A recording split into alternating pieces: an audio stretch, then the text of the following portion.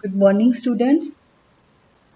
To continue with Chapter 1, Introduction, we concluded that resources are scarce, that is, they are limited, and they are capable of alternate use. So, there is need of economizing of resources. Economizing means making the best use of what is available. So, we know that every economy in the world faces central problems of an economy. That is the problem of allocation of resources, problem of fuller utilization of resources, and problem of growth of resources. So every economy has to decide how to allocate its scarce resources to different goods and services. So here we can study the concept of production possibility curve to understand the allocation of scarce resources to different possible uses.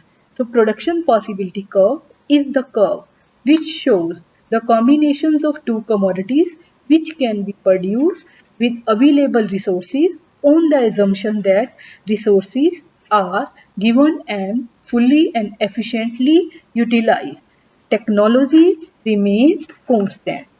That is, there is no change in technology, there is no change in amount of resources in an economy. So, the production possibility curve gives the maximum amount of combinations of two commodities that can be produced in an economy for any given level of resources. Let us learn how to draw production. In the schedule, economy has two options, that is either to produce corn or to cotton by using its resources. So given here are some of the combinations are given of corn and cotton that the economy can produce. Suppose economy decide to produce cotton only. Then it shall be able to produce 10 unit of cotton and none of corn. Similarly, if the decision is made to produce corn only, then economy will be at the combination E, that is it shall produce 4 units of corn and none of cotton. In between, there are various combinations of two commodities which can also be produced by an economy. Maybe combination B. If it decide in the favor of combination B, then it shall be able to produce 9 units of cotton and 1 of corn. If economy wants to increase the production of corn, then further it has to sacrifice some amount of cotton because resources are limited. The limited resources does not allow the economy to produce more of both of the goods. In order to produce more of one, it has to sacrifice some amount of other. Say if it want to produce more corn, that is 2 units of corn, then it has to be contented with 7 units of cotton and so on. Now let us learn how to draw production possibility curve. Take the two axes, OX axis and OY axis. On X axis, corn is being shown with 4 units, 1, 2, 3, 4, and on Y axis, cotton is taken with units 2, 4, 6, 8 and 10. Now mark the various combinations. Combination A, 10 and 0. 10 units of cotton, 0 of corn. This is point A. Then you mark point B, 9 units of cotton, 1 of corn. It will be point B. Then point C, 7 units of cotton, 2 of corn. Then 4 units of cotton and 3 of corn.